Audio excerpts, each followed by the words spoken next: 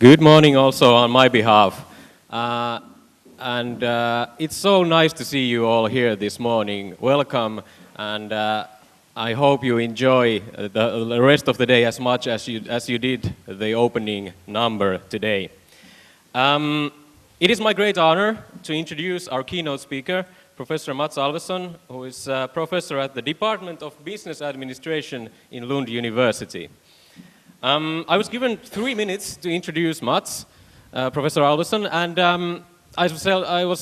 that's not going to be nearly enough to even get started on what Professor Alvesson's work is about, but I'll make a brief try at that.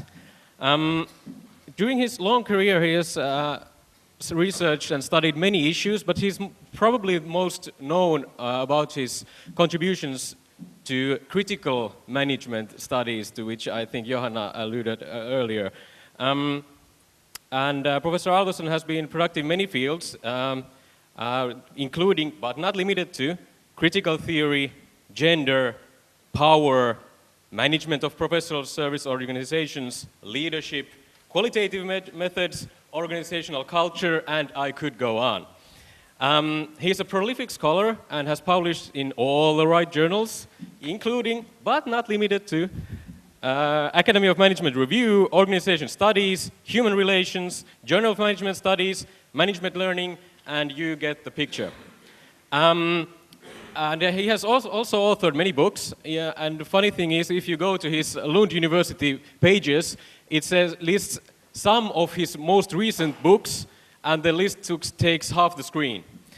Again, the books span many topics, like functional stupidity, leadership from many different angles, critical management studies, qualitative research, and so on.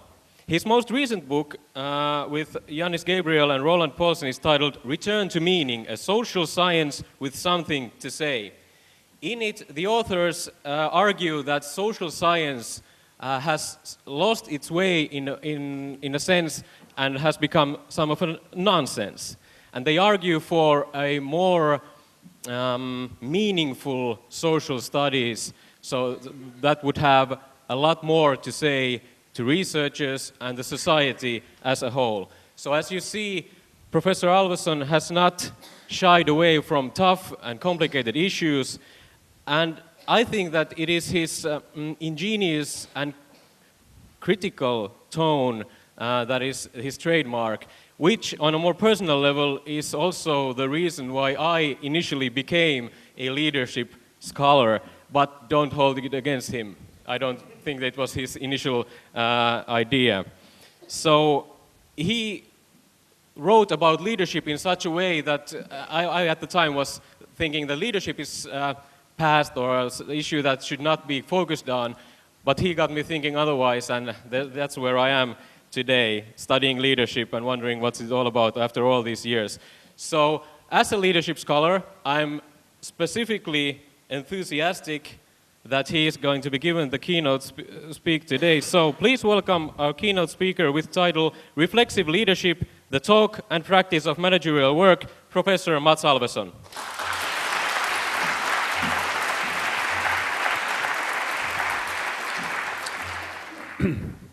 Thanks very much. Now I feel a bit embarrassed to talk to you here after this fantastically flattering introduction. And I'm probably not the most passionate person in the world, being a Swede. It's slightly surprising that we have passion in leadership, and that's such a big topic in Finland, because you always, as a Swede, assume that Finnish people are even cooler, more relaxed and constrained than Swedish people are. So this is a very nice and interesting surprise for me.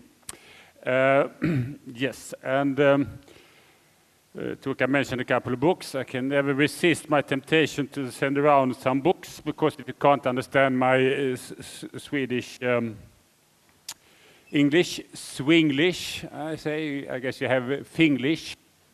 Finglish, yes. So then you can always take a look at some of the text, perhaps. Topic here is reflexive leadership, which happens to be the title of one of the two books that I recently published with colleagues in Lund. We have tried to study leadership at close range.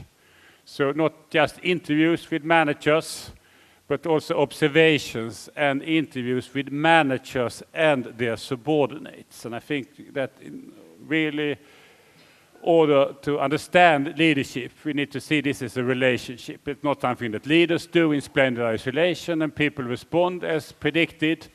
It's very much a complicated relationship, and we need to take that seriously. See if this works.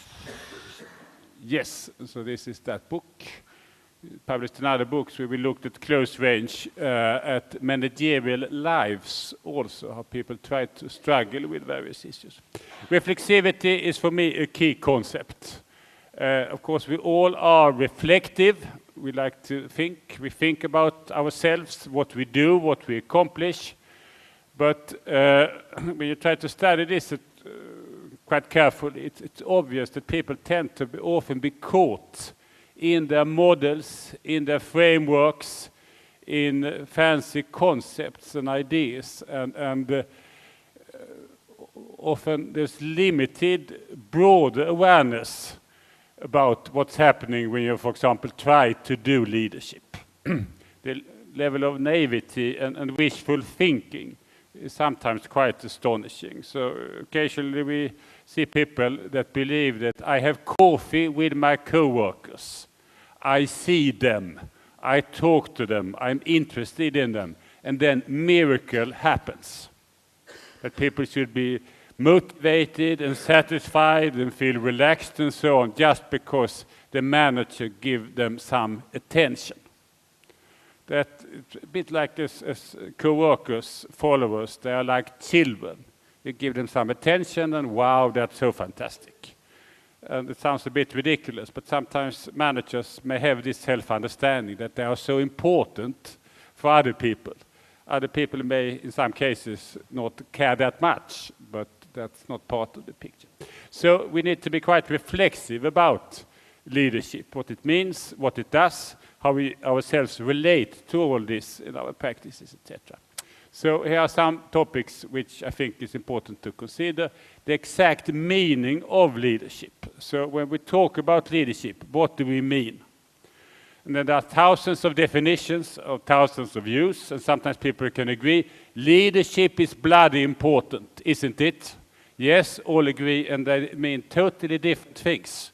From kicking the ass to really being psychotherapeutical and kind of nice and considering to people, or having a vision, or engaged in daily work and improve particular specific practices. So leadership can mean almost anything for different people, and then it becomes rather kind of clumsy and vague thinking. So we need to try to be a bit more specific about this. We need to consider what actually is being practiced. What are people doing in organizations? Are they doing something like leadership, or is it mainly admin and operational hands-on issues? What are people doing? The limits and alternatives to leadership. Sometimes there is this idea, what is the problem? Leadership is the solution. More leadership, better leaders, and everything will go okay or improve. Not necessarily. Sometimes we can overdo it and give too much kind of credit or have a lot of wishful thinking around exactly what leadership can do. So we need to think about leadership as like, of course, a vertical relationship. A leader is a superior person to other folks. That's the definition most people agree upon. As a leader, you stand above and you get people less competent, more worried, whatever, to do something. But of course, a lot of relationships at work, they are vertical. No, sorry, they are horizontal. They are horizontal.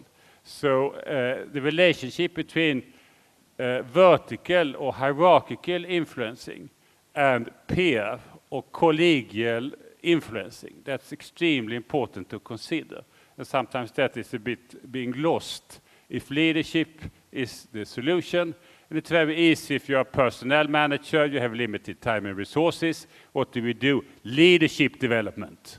That is the solution to a lot of problems, but not necessarily. And sometimes we can see that this is not the solution to a problem, but it actually is a problem if you over-rely on a particular rather vague notion being there in order to fix all kinds of problems and issues at work. So leadership, of course, I don't know exactly how people relate to this in Finland, but in most countries, this is like a sexy signifier. Say leadership, and some people start to behave a bit like Homer Simpson. Inside of a donut, you start to drool. Wow, leadership.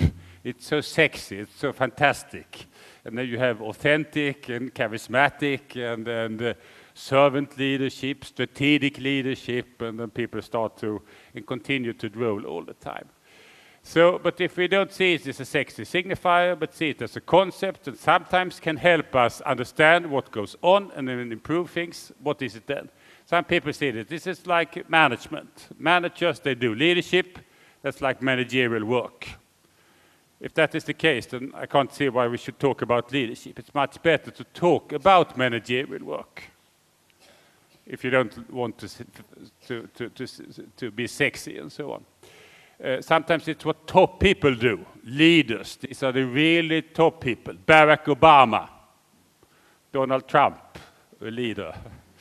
Not for us perhaps, but in some parts of the world. And sometimes you have this like big, the big M's leadership. You have Mandela, Martin Luther King, Mother Teresa, and Moses. Really leaders getting all the troops and all the people passionate and moving on here. Sometimes leadership is just influencing.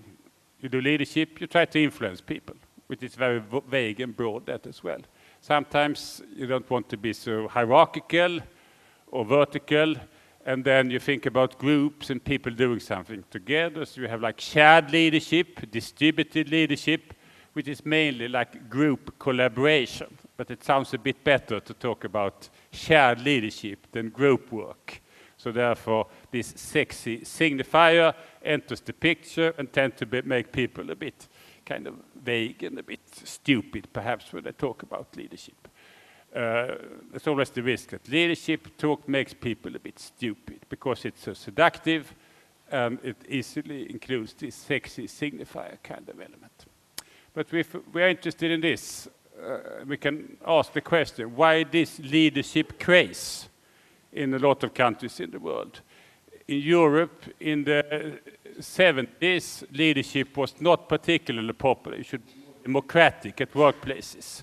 You shouldn't be so elitist or hierarchical. But now leadership, we live in an age of a leadership craze. An enormous amount of work, research, books, talks, etc. about leadership. And of course, we can use this in order to understand what goes on in organizations. And of course, it's an important part sometimes of what's happening in organizations. Managers and others informally try to do leadership and accomplish something. But sometimes this is very much like an ego booster. It sounds good. What do you do? Well, I do leadership. That's really good and nice and so on. And sometimes we have this as a career opportunity for academics. Sorry. Well, I also write a lot of leadership, and in order to appear as kind of relevant and important for students and other groups. Leadership is much better than managerial work or something like that. So, and here we can perhaps refer to the anthropologist Geertz. He said that when we use concepts, it's always tempting to use strategy, knowledge, culture, to use concepts extremely broadly. But thinking calls for relatively precise concepts. So we think through concepts. And he recommended us then to cut concepts down in size so that they cover less and they reveal more. I think that this is a profoundly important insight that is not too popular perhaps all the time. So if I should try to define leadership, there are thousands of different definitions. I see it very much as management. Then you try to manage behavior, structures, outputs. You're more interested in the objective, behavioral, external side of influencing people. You tell people what to do. You measure their performances. You allocate resources. You agree on specific objectives that are clear and one should go for. But when we talk about leadership, it's very much about influencing people's, like passion, emotions, understandings of things. So you try to influence head and heart. It's very much the management of meaning. So if you have a problem, you can say, solve the problem, behave like this, or try to think about these issues. Reframe your understanding of phenomena. So you have like a customer problem. You can solve this. Your employees don't appear to be particularly passionate. They are perhaps grumpy and so on. You can try to solve that problem for instructing people to smile. Smile to customers. Use their first name. Point at their arm or elbow a bit carefully, perhaps these days with me too and things like that, but still. So appear friendly, and then you have like behavioral instructions. That's management. Leadership, then think about your customer. He or she is kind of paying a lot of money for this trip or this hotel visit or whatever. Think about their situation. Think about the customers, like the person paying your wage at the end of the day. We are here for customers. That's more leadership. You try to frame the situation for people so they understand it in a particular way and then act accordingly. So it's not about behavioral instructions, it's about framing reality, the management of meaning, understanding, values, etc., etc. So that's the way I at least understand leadership, and I think that most people that try to be a bit precise, they think about that. The problem then with leadership is that if you look carefully, it's not that common. We all may think that organizations, they are full of leadership. Managers are doing leadership all the time. But I some time ago got this email from a person that noted in this large international, partly Swedish-based company, the absence of leadership. Enormous amount of talk and hope about leadership.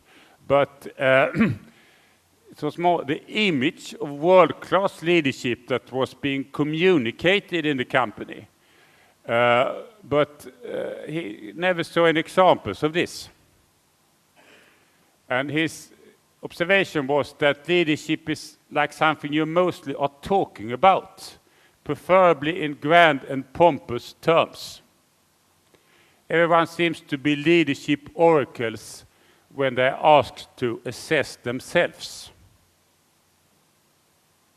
And he observed that the most successful managers, praising themselves as great leaders, they were spending most of their times in meetings with other managers.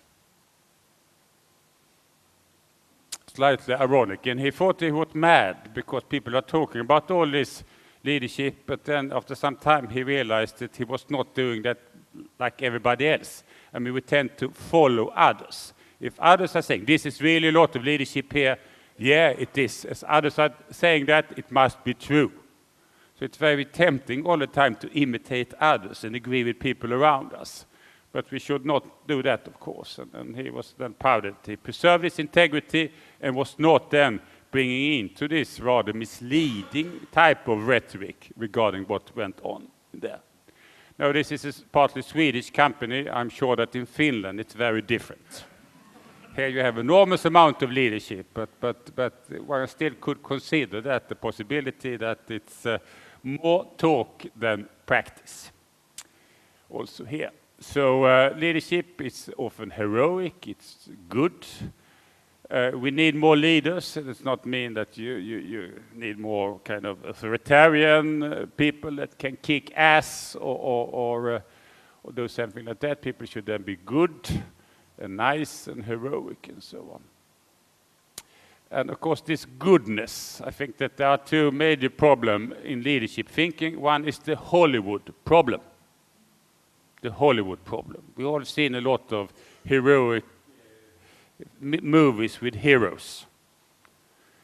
Or we read management pornography sometimes. Management pornography. Wow, fantastic leaders coming in and doing miracle in companies where the lazy and the stupid and the anxious and bewildered and incompetent people, they are there, and then this new fantastic leader enters. And then the stupid becomes clever, the worried becomes kind of bold, the lazy, they shape their act together, the bewildered, they find focus and meaning and direction. So that's like the Hollywood notion. And often we have this image with us when we think about leaders. We are not thinking about a person being in charge for cleaners or a number of bus drivers. We are thinking about Barack Obama, for example, or Winston Churchill or something like that. So we have like the Hollywood version. Another version of all this is what I refer to as the Vatican version. Leaders are good. They have integrity. They are ethical. They are trusted.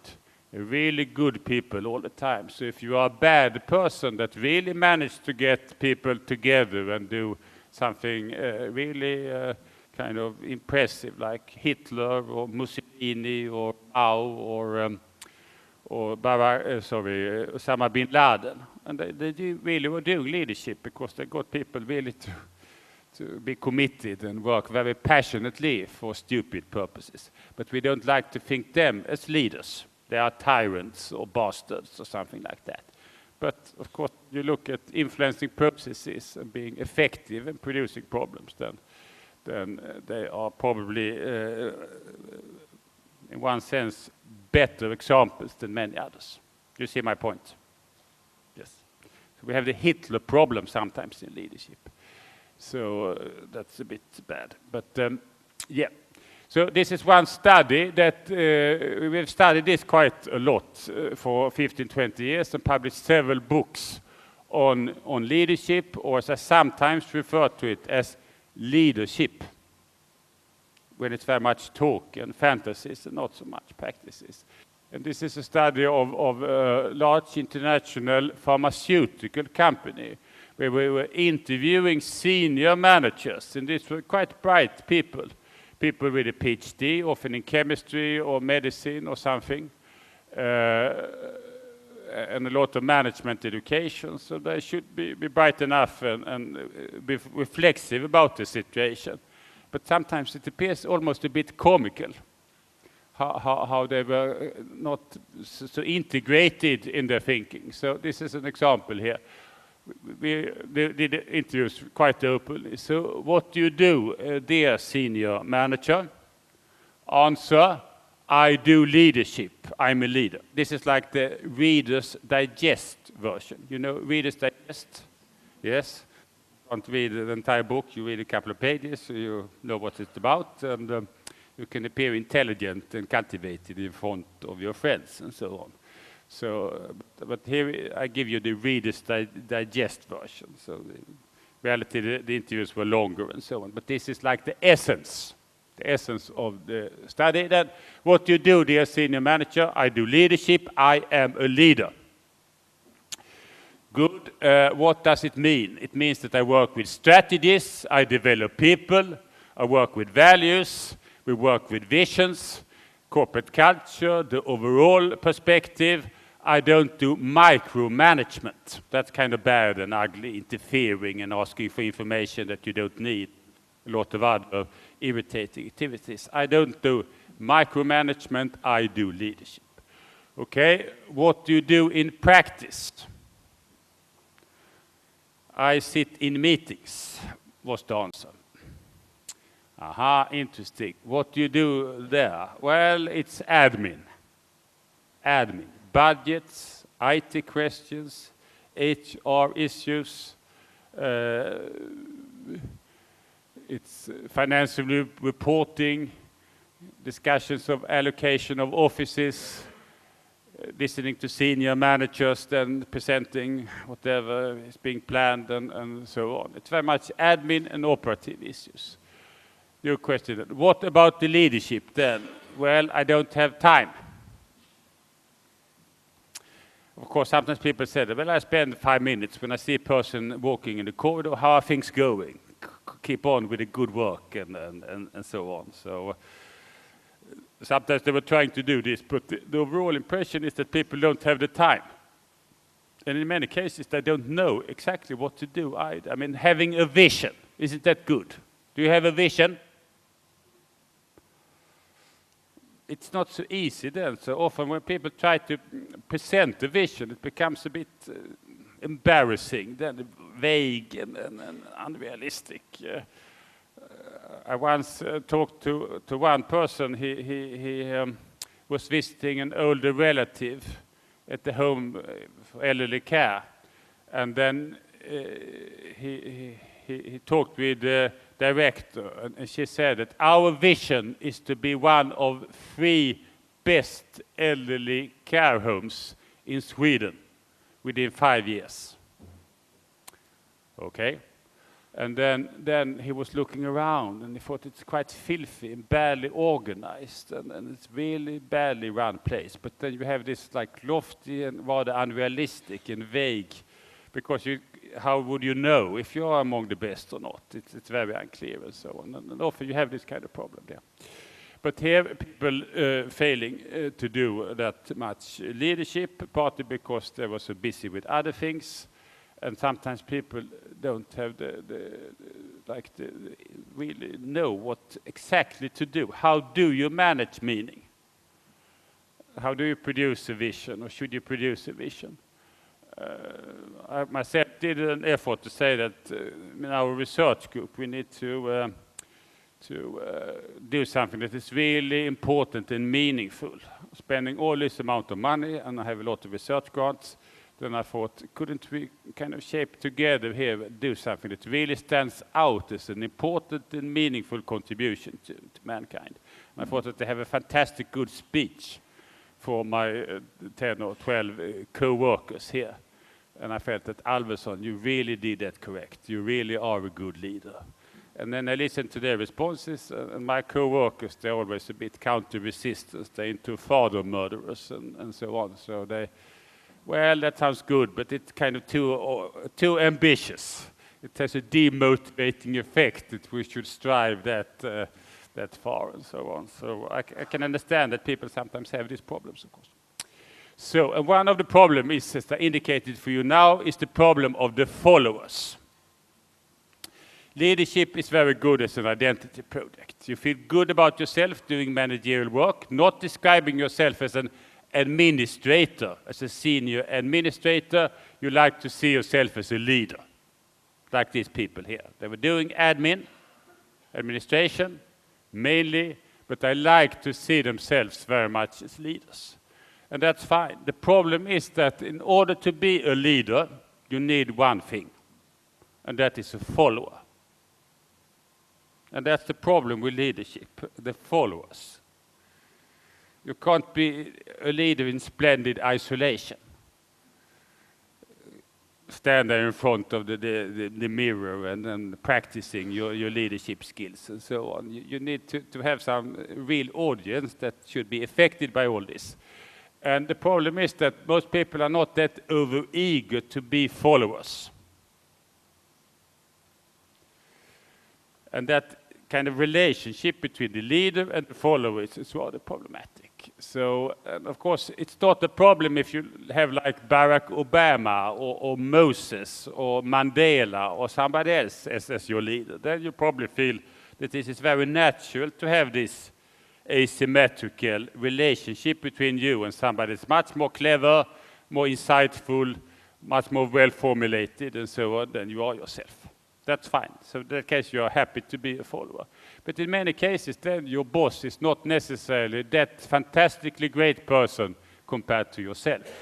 And then you are not that extremely willing and eager then to be a follower.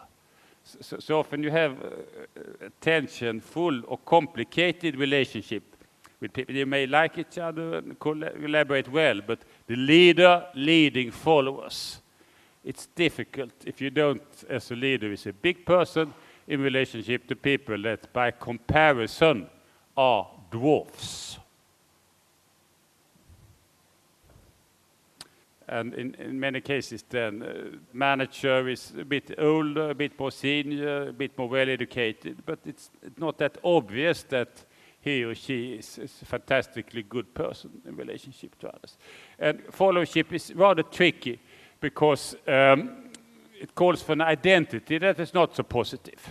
I mean, it's good to be a leader, but who would say that I'm a follower? Describe yourself. I'm a follower. That's who I am. Or try here at Aalto University to have courses in followership. An MBA in good followership. That's not, I don't think that the students will run to sign up for that course. But then in organizations, most people, they are not leaders. So even if you are a manager, in most cases you are a subordinate manager, formally. I mean, if you're the CEO, it's one thing, but most people are not CEOs. They are vice presidents, they are middle-level managers, they are supervisors, and so on. So even here, you have a lot of people that are not necessarily on top of things, but that's not so positive to think about all this. So in one sense, good followership would be more important than good leadership, because almost all people are followers, and some are also leaders, perhaps, but followership is not something that we like. With followership, there's an autonomy cost. So if you define, or you see yourself as a follower, you become a bit smaller. Your autonomy, your space for thinking and acting become a bit reduced, because in the relationship, you feel that you need to adapt then to the leadership. You need to be more inclined to listen and following then advice, influencing efforts, the talk and so on, the leader. And the third problem with being a follower, it takes sometimes time. You sit in meetings and you're listening to your boss talking endlessly about certain issues. And I think that at least in my department then, or faculty, people don't go to meetings if they can avoid that, because it's not well spent time to listening to the dean or so talking a lot during meetings. It's better to do something else. So sometimes if you are a follower, there's a cost, time cost. You have to sit to meetings when you're not talking so much as other people. So that is a bit of an issue, a problem. So we jump over this. We jump over this as well. So should not be too talkative. I think when we think about leadership, it's very important to think about this in relationship to other ways of organizing work. How do we accomplish productive collaborations between people at workplaces? I mean, that's an important issue. How to make people work together in a productive way, including then to get emotions up a bit. So reduce then alienation and boredom and so on, and encouraging enthusiasm or passion. That is, of course, really important. But then this calls for considering leadership, but also considering some alternatives, and then see if you can have a good balance or combination between different modes of organizing. So this is one of the concepts we are working with, modes of organizing. How can we organize work, including then influencing of meanings, understanding, values, emotions, and so on, in a productive way? So leadership is part of all this. Sometimes it's an important part, and the key aspect here is very much persuasion, influencing, the good example. The good example, persuasive talk, trying to work pedagogically, sometimes being like a psychotherapist, sometimes being a prophet. This is what we should aim for. Sometimes a preacher. The values, these are norms, this is morality. Sometimes it's like a party host. We actually have the 5 P's of good leadership. Then you consider yourself being a prophet, vision, and so on. You are a preacher. These are our values. This is our morality. This is the norms that are important. You have the P of pedagogue. Try to explain and make people reframe their understandings, how they define issues, and so on. You have the psychotherapist. People have problems, difficulties, and they try to be understanding, empathetic, and work with emotional regulation. And the fifth is the leader as a party host. Cheer up, people. Be happy. I studied an IT consulting firm where they had a slogan, fun and profit. Fun and profit. So really much into creating positive emotions all the time. Jokes. Recruiting managers that were quite extrovert and funny and liked to have parties and activities. They had a corporate chorus. So music was very much part of what people were doing. So they tried to extend the area of influencing in order to create a particular type of atmosphere there. And of course, people appeared very passionate. So one customer, one client said that this is not a company, it is a religion. Because people were so committed and enthusiastic and always looked kind of happy and very friendly to others and so on. So it's an example where we managed to create passion in the company. It was not unproblematic because people were not so inclined to critical thinking, and there was some cost with that as well. So, but that's like leadership, and that sometimes is happening, it sometimes can be important, and sometimes can be really successful. But we also, of course, need a lot of management, and it's important to clear out what is what and when is what needed here. So management is very much based on formal authority. I'm the manager, this is my duty, this is what I should do. And here you you work with direction, control, all the traditional stuff. You are a manager and other people are subordinates. They don't have necessarily to be persuaded or feel that much. The important thing is the work is being done. How you feel and so on, that doesn't matter that much. When you think about issues, this needs to be done. Make sure that this is happening. That's like the management part. And you work with formal means often. But then, of course, organizations also call for power. We don't like to talk that much about power, but organizations, they are political sites. People have their interest, group interest, individual interest. You have a lot of clashes of interest or viewpoints, and here power is always something that matters. And sometimes effective use of power is very important to make organization well. It's sad to say, but that's often the case. And if you look at with Machiavelli or somebody like that, you will say that it's very naive. It's good to be loved. It's much better to be feared. What people sometimes say, keep your friends close, but keep your enemies closer. That's a good thing. Or as Lyndon Johnson, the American president, he said, when you put your cabinet together, consider one thing. It's much better to have people inside your tent pissing out than people outside the tent pissing in.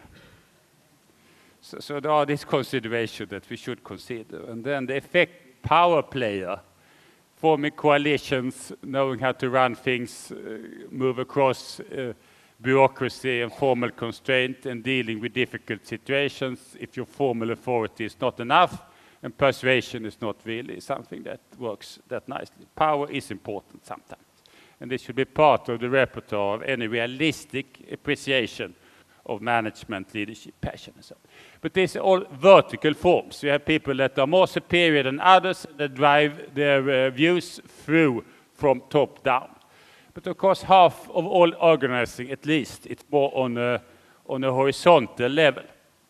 So, and here we have like network or peer influencing.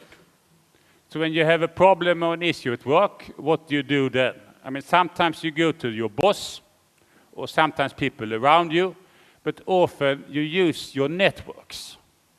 You know people that know something about the technical problem, people that know how to deal with alcoholism at work, for example, and then you try to use your broader networks within your company, organization, but sometimes also outside this. And the cultivation of rich networks and using them in order to get support, getting technical advice, etc., is sometimes quite significant.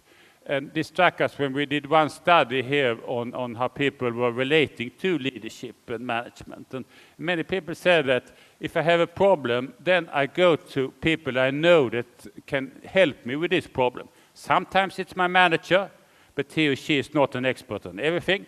So I use other people that I have respect for and a good relationship with. And it can be totally different part of the organization, or people in my professional network. And a lot of the stuff that we normally think, this is the leader, should do all this. It can be considered also that others are involved in all this. So networks or peers are quite important. So when I like to have some viewpoints on my work, I never go to my boss. I always go to my professional contacts in the world. And we often do that. And this could be thought about much more and be cultivated in different ways. So not solve all problems within the organization, but see if there are other type of connections that can be used. Yeah, of course, consultants are sometimes valuable. Group work, assume that the group can do a lot of things. So don't overemphasize leadership, says that, okay, here people should be able within their teams or groups to work out a lot of issues themselves. So that leadership should not be like central, the crucial driving force all the time, but should perhaps in many cases then be a bit more laid back. And people should not be so eager to take these asymmetrical relationships. And sometimes that means that people are more passionate because they are not having this like sitting in the back seat position, that everybody should be a bit more important and even often become a bit more engaged. So group work functions in a particular way. Autonomy. Perhaps in many cases we do not need that much of hand-holding. Adult people that are well educated and so on, professionals. Do we need that much leadership management? Do we need to have people around us all the time helping us? Not necessarily. I mean, traditionally, a professional should be an autonomous person. You are the vicar, you run the job, you are a physician, and you fix this by yourself. But now it seems as if the contemporary workplace calls for an enormous amount of hand-holding. We need visions, we need help with meanings, helping us from burnout. We need coaches and mentors, career structures, HR, consultancy, a lot of training and so on. It is as if the contemporary average employee is in enormous need of hand-holding. And I could say that in most cases, autonomy should be the basic principle. You can try to cultivate this. Not as a manager having your door open all the time for everybody wanting to talk about the problems, but say that I trust you. Try to figure this out yourself. Of course, sometimes there are tricky issues, and then you need to be involved as a manager, whatever, but autonomy is something that could be cultivated. So the idea here is that one can think about how we organize and produce productive workplace relations through what we refer to as the 6M model.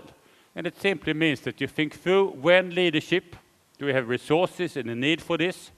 Is management perhaps a better option?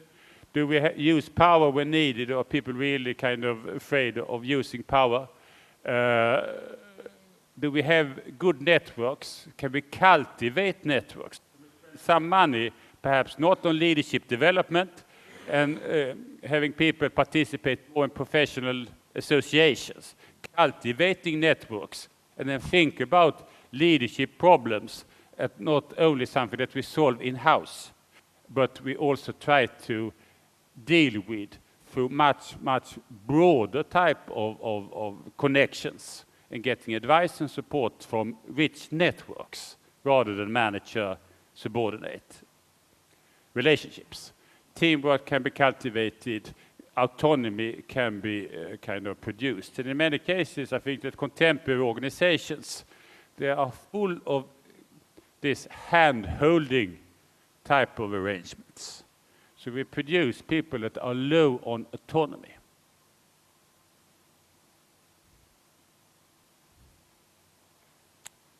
And of course, if you are young and innocent or whatever, then you need perhaps a lot of support. But we need to think, how much do we need here? And the good workplace then has thought through this quite carefully.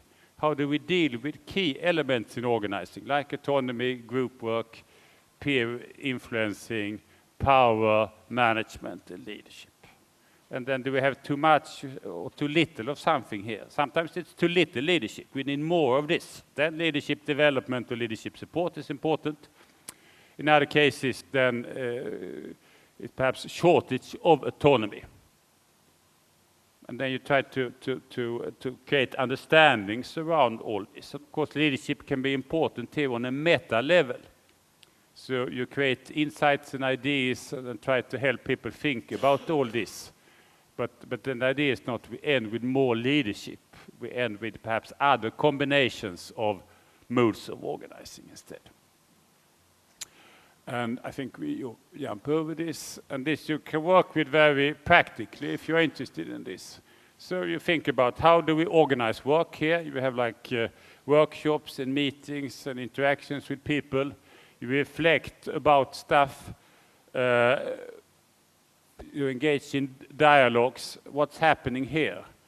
What is functioning? What is not functioning so well in terms of these 6 moods? Do we need another type of leadership, perhaps less of this, more of something else or whatever? So try to engage all involved in this. So it's not like the leader decides and then implements the outcomes of clever thinking around all this. Modes of organizing call for everybody being present. And sometimes then people should perhaps see themselves much more as followers, not as autonomous professionals, but more as followers, because in that case you have more of shared understanding, you have more of common commitment and focus and so on. So this is something that all needs to be engaged in. And then you have like dialogues around all this, and sometimes some power struggles perhaps, and then leads to changes in how you, on a daily basis, work with these modes of organizing. And you see if it functions better, and then there are revisions, and you try to get feedback on all this, and you have this as like an ongoing, reflexive element of work for managers, but also for all involved in relationships. So that's something that we think could be quite useful for organizations to work with. And of course, one element in all this, if it functions, then the level of enthusiasm or passion for work probably would increase a bit. Always the risk that you have conflicts and quarrels and so on. If you open up for mutual discussions, then anything can happen, but I think that there are possibilities here. I'll soon round off this. And what we have discovered is often that there is lack of alignment at work. So there's like a friction. People understand things quite differently. So we have an example where the manager thinks that I'm an authentic leader. This is really important. And people around the person says that he is a yes man or a bit of a hypocrite or something. So we have very different understandings. And another case where one manager, I'm a coaching leader. I'm not an authoritarian person, I'm a coaching leader. And other people, his subordinates, thought that he can't make any decisions. Everything should be coached. So they wanted a bit more management to get on with things. And he thought that this kind of leadership idea, it will fix all the problems. So then you have like imbalance. People understand this quite differently. And you may say, I have a fantastic vision. I'm a transformational leader. And other people will say, they're just talking and talking and talking. A lot of bullshit production. This is quite common. Of course, some of this is very sensitive, but you can work much more to create some kind of shared understanding around modes of organizing. And we had one case where one manager for engineers, he really wanted to be a leader, work with groups and development and being honest and authentic and so on. His subordinates, they were all engineers, they didn't like the interruptions. They liked to get on with the work and not being kind of listening to him. So when he had meetings, then what's happening during these meetings? Well, we listen to him and he answers questions and then not much more than that, ... But he got the message. They were not so interested, so the conclusion from the subordinates were autonomous people, perhaps too autonomous, really. Engineers, a bit kind of introvert and so on. The conclusion from them was, so far there haven't been any problems with George, the manager, wanting to do leadership. So sometimes you have this situation that people have very different understandings of all this, and then you have an imbalance. In the best case, then people get it, and then you have this type of conclusion here. All right, now I round this off. So my key point is that leadership is important, definitely, but we may exaggerate this. It is often a relatively small part of everything goes on in terms of productive and not so productive organizing processes. We need to realize that. Much talk and much ideology of this. The leadership field is full of ideology, full of American crap. But they are good at selling, so we easily are persuaded by all this and import rather peculiar ideas. It's more talk and wishful thinking, ideology, less practice and significance. You can remember, I tried to capitalize this as the Hollywood problem. You remember the Hollywood problem? Seen too many movies with heroes and so on. And then you have the Vatican problem. This is like a holy thing and it's so good and so on. These are two problems that make us a bit stupid easily when we talk about leadership. It's better perhaps to see organizations as a mix of various forms of vertical and horizontal organizing. And how can we be clear about this and improve the functioning in organizations in terms of a balance? And we believe that this 6M model can be helpful in order to have some simple framework that clarifies thinking, perhaps to some extent, but also can be worked with quite practically.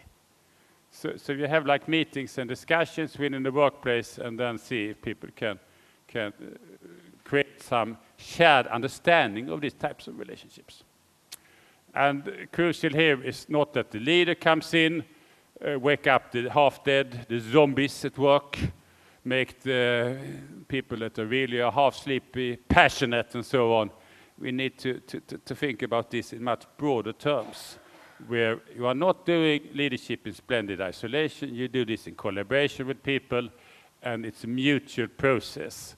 And it's very important to consider people that may be or may not be followers in this process, and not assume that here we have managers, we improve their leadership skills.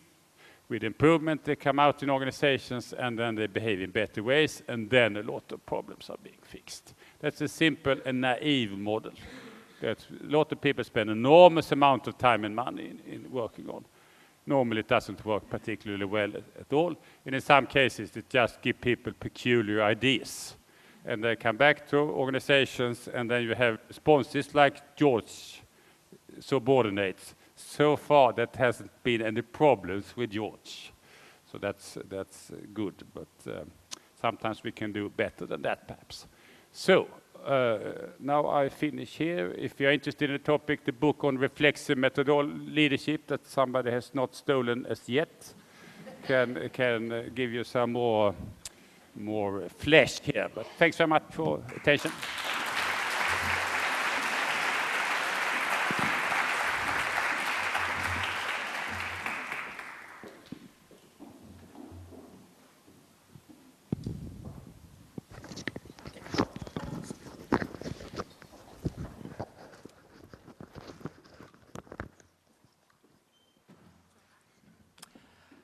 Thank you so much. And now I'm sure there are questions. So we have students with microphones. So first question there.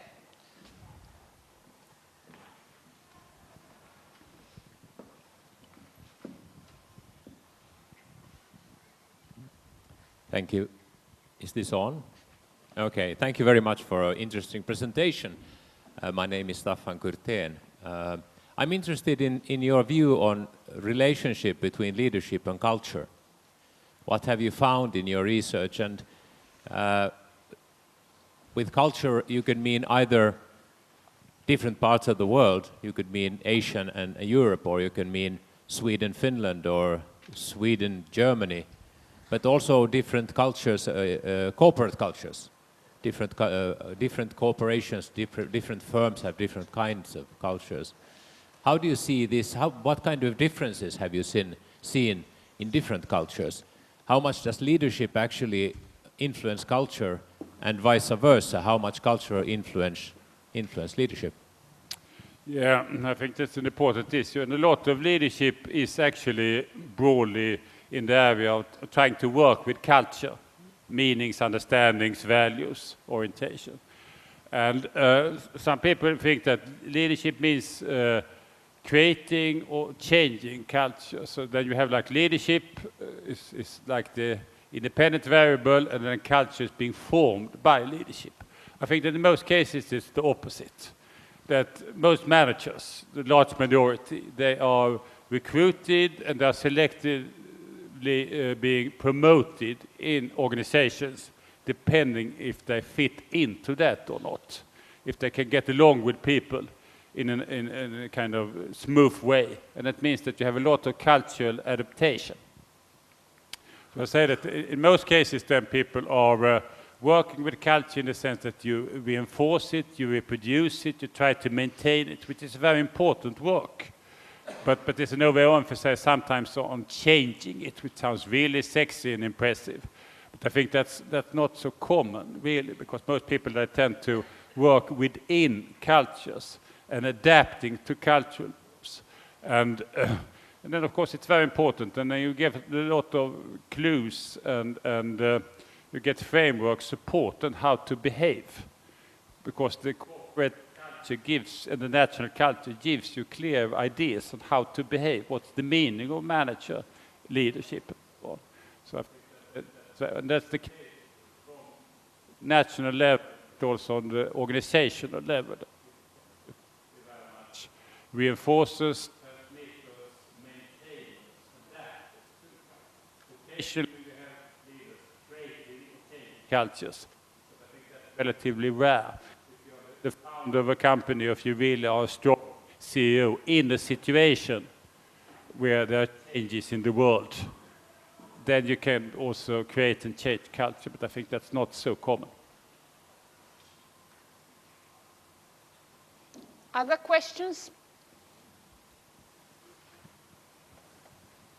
There's one.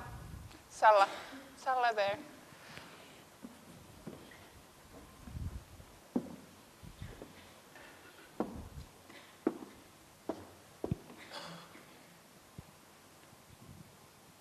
Thank you. Thank you for a very, very interesting keynote presentation. I'm interested in the notion of autonomy, and you referred to software engineering and software engineers as an example of being highly autonomous employees, workers. How do you view the relationship between, let's say, autonomy and highly autonomous people as members of an organization and leadership? How difficult or easy is it to lead highly autonomous people? I think that most organizations, they are not particularly tolerant for people that are very autonomous. I mean, we all admire perhaps Dirty Harry or detectives or others that are really true individuals and autonomous. They create a lot of problems and irritation. So, adaptation. I mean, we live in a world where we should be kind of looking around. We should be customer-oriented, team-oriented. We should be flexible in relationship to a large number of different relationships and issues and so on. So too much autonomy is always a bit of a problem. But still, I think that people that know the work, that have some self-confidence, if you recruit the right people, then a lot of the work people should be able to carry this out autonomously. If it's a very complicated, unusual situation, there's a crisis or whatever, you need this fire breaking out, you need coordination and management and so on. But one way of dealing with issues in organizations is to think about, can we remove structures, practices that tend to directly or indirectly reduce autonomy? Can we facilitate this? Of course, it needs to be done selectively, because some people, you don't want to be too autonomous. They may create a lot of problems, so they may be too anxious. But if you've made the right recruitments, then you should have people that are able to do this. But in organizations, particularly large organizations, you have all these structures and procedures and assessments and support and so on. And indirectly, it tends to produce people with a more kind of bureaucratic, subordinate mindsets. They're not so good at taking initiatives or so on. So they're just like appraisal talks. You should have meetings with the boss that should evaluate you all the time. It signals also that the boss knows a bit better than you what you are doing, and then it tends implicitly to perhaps reduce autonomy or signal that we shouldn't be too autonomous here. But it's a fine-tuned balance, and we need to use the judgment. When should we try to cultivate more of this, and when do we need discipline, order, structure, people that are a bit more followers or subordinates that they want to do that. But I think it's part of the agenda that we should think in terms of, and ask the question, how are we dealing with issues of autonomy here in this organization? Can we cultivate it? Should we reduce it? Or what is the situation? Okay, time for one more quick question. So please, here.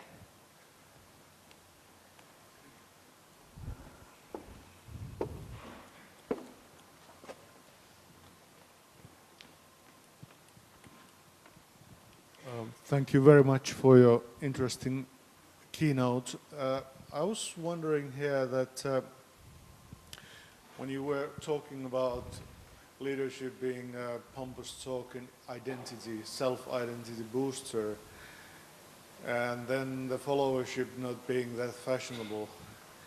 So could one think, or I haven't read that much, I looked up your references in your books yet, but could one think in terms, go back to 40 years and think of Irving Goffman, which is probably known to you, thinking that as in current situation, we are the audience, the followers, and you are the leader, the guru, and we're both trying to save face, ours and yours, and the same happens in the organizing work and in the leadership situations.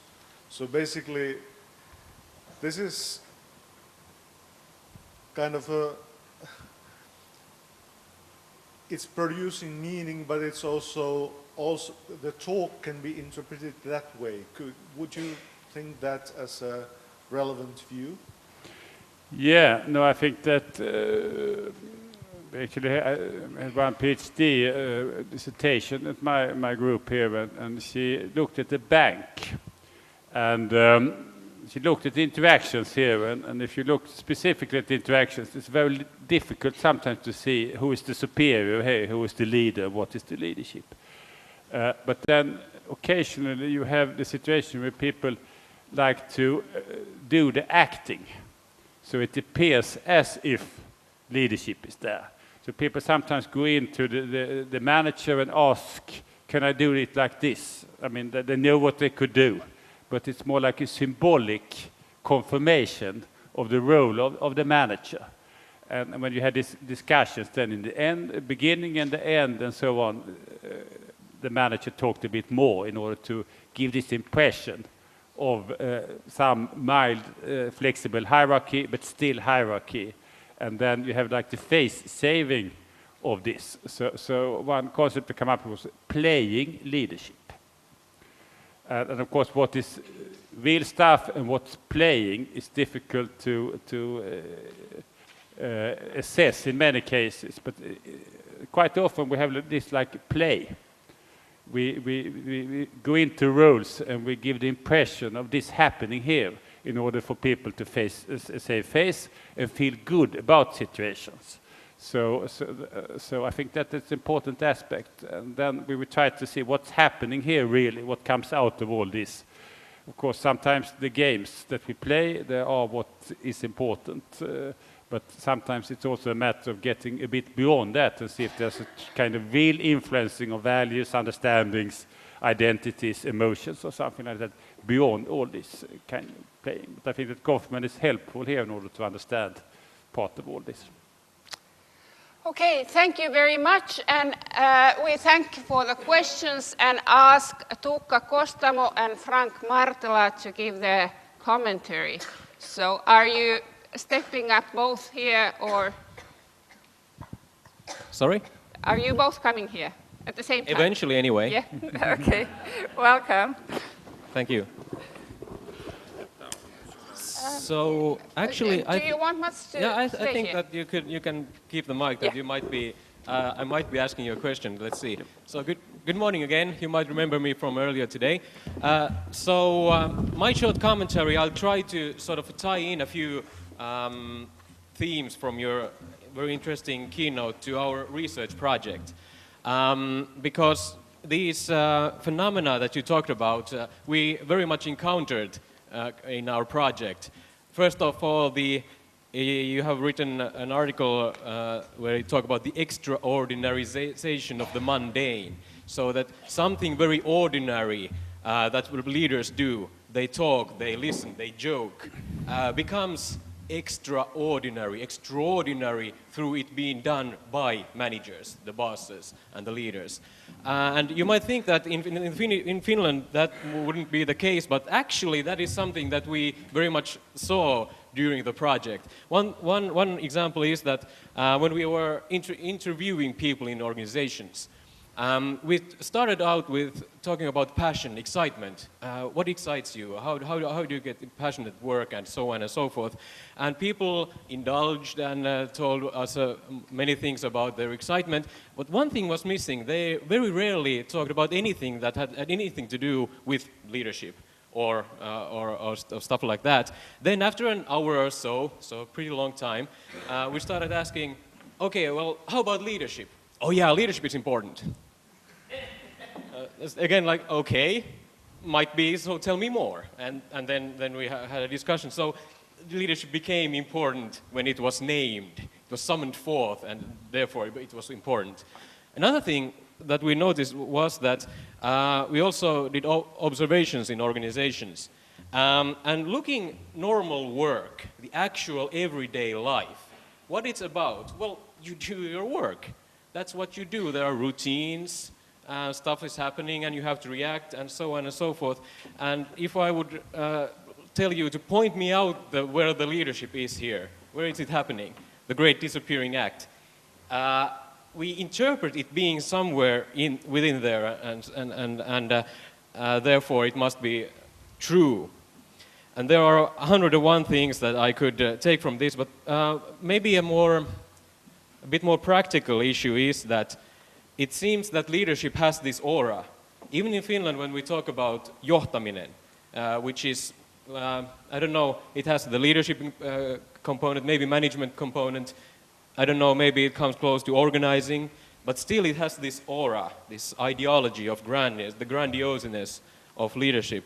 But what should we do about it? I mean, that is something that is how we seem to talk about leadership. It is important. It is something great. But the ordinary work is mundane, even mundane, and that is something that we want to go on, that happens in a good way. So what should we do? Should we ditch the word or the concept, or say to people, don't talk about leadership, it's not good, talk about something else? Or what is this? How can we deal in everyday life in organization with this ideology of leadership? What is your take on this? Yeah, no, I think that sometimes, I mean, there are two major problems when it comes to leadership. One is that it should be these fantastic visions, big talks, and other extraordinary things in that sense. And the other is that you're doing something quite mundane, and then you think that this will really do the trick. I think that what's needed is not the very kind of extreme grandiose stuff, or then people doing rather mundane things and then assuming that this will create magical effects. I have coffee with people, wow. or we have a talk, or they come with me, talk with problems, and sit there, and then, wow. I think that's a bit unrealistic, but think through how can we think about this? How can we reframe what we are doing? How are we running meetings? So people say that I don't have time to do leadership because I sit in meetings. But what's happening in these meetings? Is it very ritualistic? Is it very much kind of hands-on, or is it possible to go back and forth between something very specific and bring out some broader aspects or indications of all this? So if you're interested in supporting autonomy, for example, then you're not necessarily as a manager sitting there and talking all the time. You try to give space to others. You perhaps have meetings in other ways than is common. You have meetings at your own place. If you like to cultivate close relationship, not sitting there and we should be close and have community and so on and talk about that. You perhaps have meetings in the sauna or at your own home or have meetings at the bar or something. So you can do a lot of things in order to make the leadership dimension then impregnate a lot of the work. But this is a bit more tricky because you think that leadership, then you follow, now I'm very authentic or something like that, or you do something very trivial, but the space in between. But it's difficult for people to think about that because then it's very much management. You can't integrate or mix the two. So we should try to sort of get some clothes off the emperor, or I don't know how to say it, by the practices. Okay, let's communicate. Let's see how we can get around this. Okay, thank you. Yeah. Hi, is this on? Do you hear me? Yeah, good. Okay. I'm Frank Martel, and thanks for your interesting talk. And I guess I had time for one question. I was thinking that one thing that we were toying, one concept that we were toying around in this project, we haven't written about it yet, but we were thinking about it, is this concept of Nordic minimalist leadership. And so and I want to hear your opinion about that, but I guess I have to explain it a bit first. And the idea with this concept, you talk about this mix of these 6 modes, and I guess it's true that there's time and place for all these 6 modes. That there's time and place for power, there's time and place for autonomy, and so forth.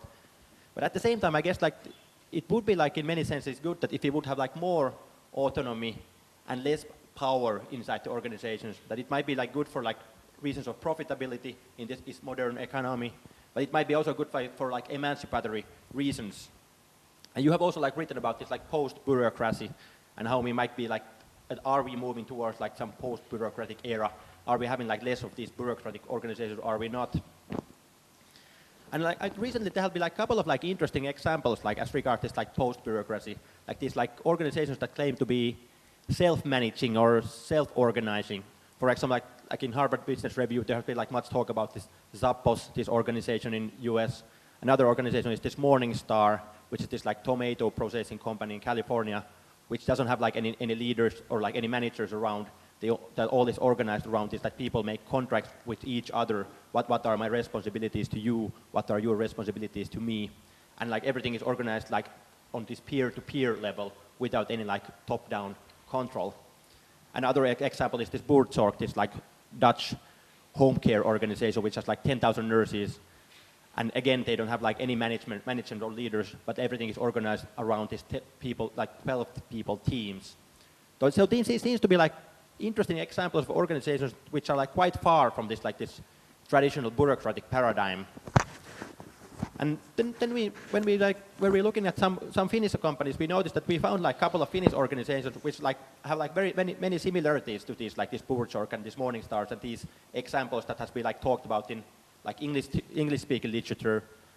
And then we started to think that actually Nordic countries might be the best place in the world to have this kind of companies because of our value system.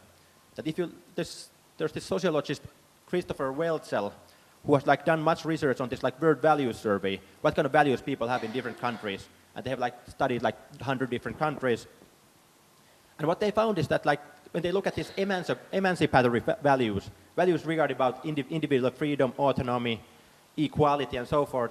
So these are the values that seems to be they're getting stronger almost everywhere in the world. That in every part of the world, like if you look at these values in 1980, if you look at them in 1990 and 2000, there seems to be like a trend towards more emancipatory values. But at the same time, like the countries are still far apart from each other. And the Nordic countries tend to be like the ones, Nordic countries and Netherlands seem to be the ones which have like most of these like emancipatory values at place. Which means that it might be like easier to build these organizations which doesn't have like these big hierarchies or power distances in these countries, because we have like this culture which is like already more emancipatory and equal.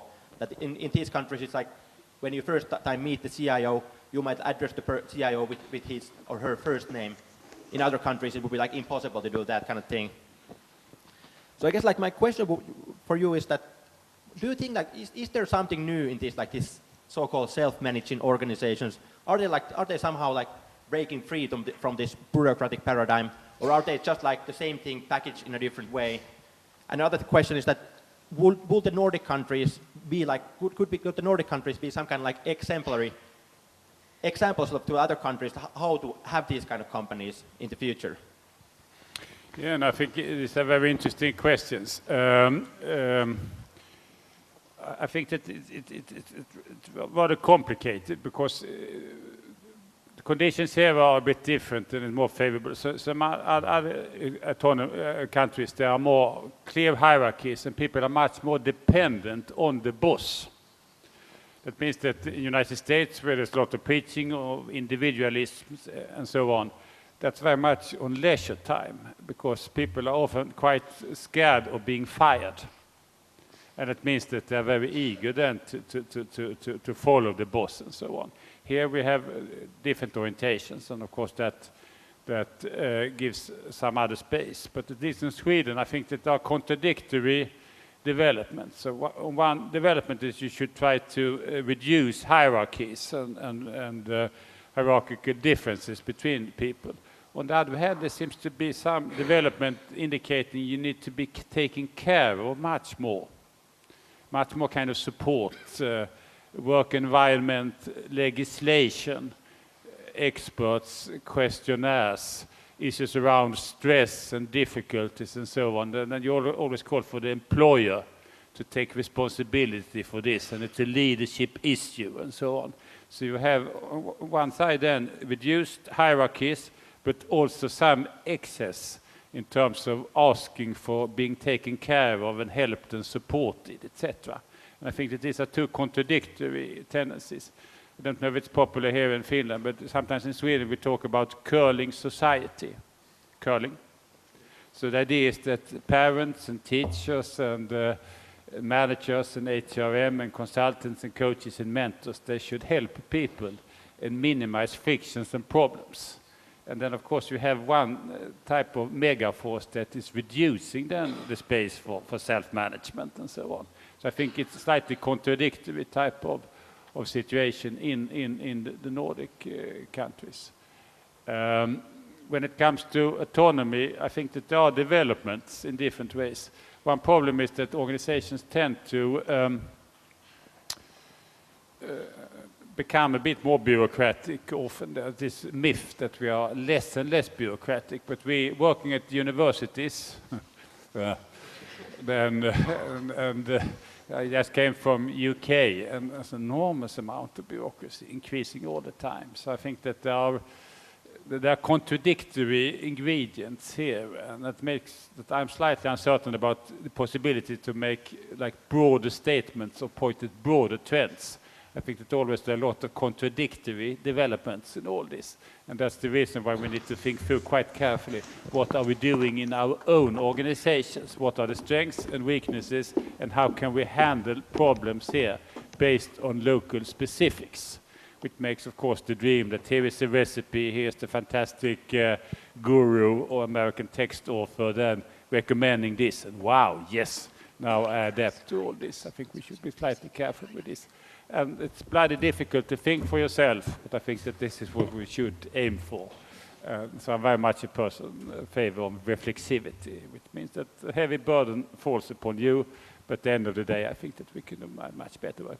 But consider these trends and elements definitely is something really to be aware of. I think that's important. Okay, thanks. And I guess it's true that like the universities, like sometimes feel that the universities are adopted the practices that the organizations had in the 70s, and then the private companies have been like trying to get rid of these for the last 30 years, and now the universities are adapting these same practices. Yes, and often we preach this is how you should manage and organize, and we do the total opposite, which is a relatively common principle in organizations. You see and like the better, you follow the worse. Thank you. Just a minute.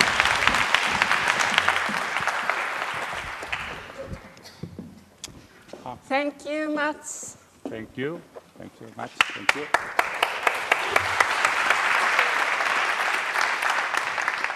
And there's coffee. Please enjoy.